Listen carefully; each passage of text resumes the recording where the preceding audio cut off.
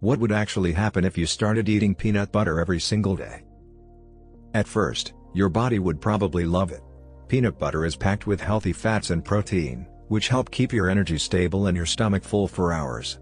That's why many people feel less hungry after eating it. Inside your body, those healthy fats travel through your bloodstream and help support your brain. You may even feel more focused and mentally energized for a while.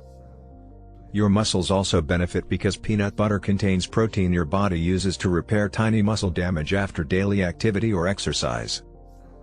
But here's the problem most people don't realize. Peanut butter is also extremely high in calories. Just a few extra spoonfuls every day can slowly cause fat to build up around your body without you noticing. And if the peanut butter contains lots of sugar, salt, or processed oils, the effects can become even worse over time. For some people, peanuts are even dangerous. A peanut allergy can trigger the immune system so aggressively that breathing becomes difficult within minutes. So peanut butter isn't simply healthy or unhealthy.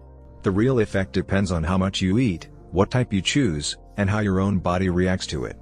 Your favorite snack could either fuel your body, or quietly work against it.